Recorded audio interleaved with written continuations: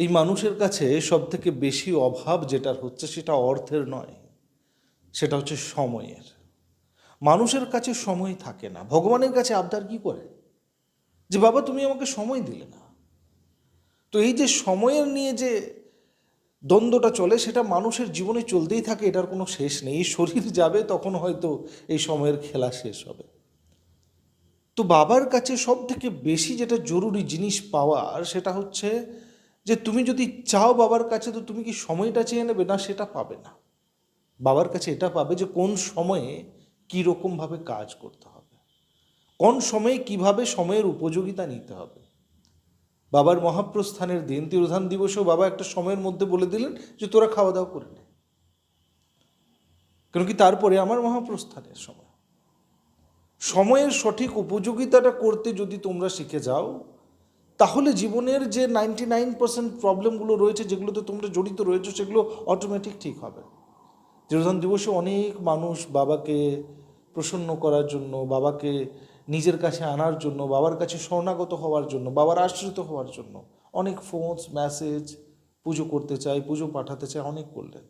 অনেক মানুষ পুজোর পরে মেসেজ করেছেন, কল করেছেন।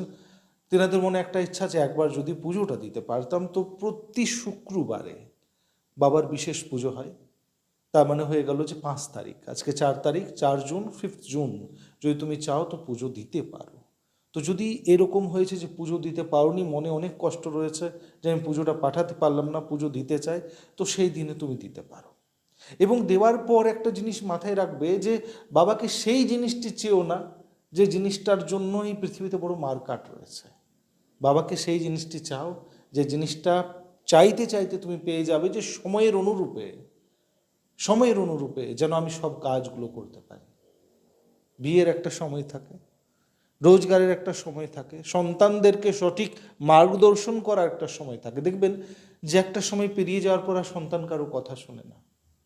তো ঠিক সময়ে যদি ঠিক কাজ করে নিলেন, তাহলে এর থেকে সুন্দর জিনিস আর পৃথিবীতে কিচ্ছু নেই। এই জিনিসটাকে বুঝতে হবে। মানুষ বড় বড় আবদার নিয়ে আসে, এটা ওটা, এগুলোর থেকে আমি বলি, আমি একটা তোমাদেরকে গাইডেন্স এটা দিতে পারি যে সেই জিনিসটা খুঁজে নাও যে যেন সময় অনুরূপে আমার যেন কাজগুলো হয়। এবারে সেই সব মানুষের প্রশ্ন যে আমি তো সময় অনেক পিছিয়ে রয়েছি, আমার কি হবে? তো তার ব্যবস্থা বাবা করবে। বিভিন্ন রকমের সমস্যা যেগুলোর থেকে তোমরা জড়িত রয়েছো, বিভিন্ন জায়গায় গিয়েও কোনো উপায় হয়নি, বাবার কাছে প্রতি শুক্রবারে একটা বিশেষ পুজো হয়। সেই পুজোয় যদি তোমরা যোগদান দিতে চাও, নিজের সমস্যা বলতে চাও, তো অবশ্যই শুক্রবারে আমাদেরকে জানিও। তার আগের শুক্রবার, মানে শুক্রবার হয়ে গেছে, তো নেক্সট শুক্রবারের জন্য, কারণ কি আজকে এই ভিডিওটি করছি, যদি আজকে তুমি ভিডিওর মাধ্যমে আমার সাথে যোগাযোগ করে নিলে তাহলে ঠিক, আর না করতে পারলে পরে ভিডিও দেখছো, তো বুধবার বৃহস্পতিবারে যোগাযোগ করে সেই রকমের পুজোও করতে পারো, যেখানে বিভিন্ন রকমের মাঙ্গলিক দোষ, বিয়ের সংক্রান্ত যে সমস্যাগুলো রয়েছে তার বিশেষ উপায়ে পুজো করা হয় এবং খুব দ্রুত পরিণাম পাওয়া যায়। যে দেখবে যে তোমাদের যে বিভিন্ন রকমের সমস্যাগুলো অন্যান্য জায়গায় গিয়ে শান্তি পাওনি, সেই শান্তি তোমরা পেয়ে যাবে। বাবার কৃপাতে সেটা হয়। বাবা বলছেন যে সমস্যার থেকে তপস্যাতে পরিবর্তন করার যে পথ আছে সেটা আমি দেখাবো। এক ভক্ত এলেন, বললেন যে আমি মায়ের কাছে পুজো দিতে পারছি না বাবা, বড় দূর মায়ের স্থান। বাবা বললেন যে এখানেই নিয়ে আয়, তুই পুজো তোর হয়ে যাবে। ভোগ প্রসাদ নিয়ে এলো, তখন দেখলো কি যে বাবা মা রূপে হয়ে আছেন, বাবার মধ্যে মা কালী দেখা যাচ্ছে। তখন থেকে মা লোকনাথ, মা লোকনাথ, আমার বাবাও তুমি, আমার মাও তুমি। সমস্ত রকমের উপায় যেগুলো অন্যান্য জায়গাতে গিয়ে তুমি বিভ্রান্ত হয়েছো, বুঝতে পারোনি, সেই সব জিনিসের উপায় হবে। বাবাকে মন ভরে ডাকতে হবে এবং ধৈর্য রাখতে হবে।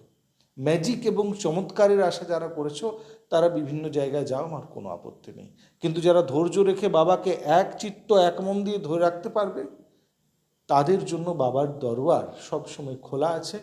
বাবার কাছে যেটা বলবে সেটাই হবে। বাবার কৃপাতে সবাই সুস্থ থাকো, ভালো থাকো, এই কামনা করিয়া নিচে যে কন্ট্যাক্ট নাম্বার রয়েছে সেখানে যোগাযোগ করে তোমরা পুজোর জন্য, যে শুক্রবারে পুজোটা রয়েছে সেটার জন্য যোগাযোগ করতে পারো। বিশেষ কিছু উপায়ের জন্য যদি পুজো দিতে চাও তাহলে আমার সাথে যোগাযোগ করতে পারো। জয় বাবা লোকনাথ, জয় ব্রহ্ম লোকনাথ, জয় শিব লোকনাথ।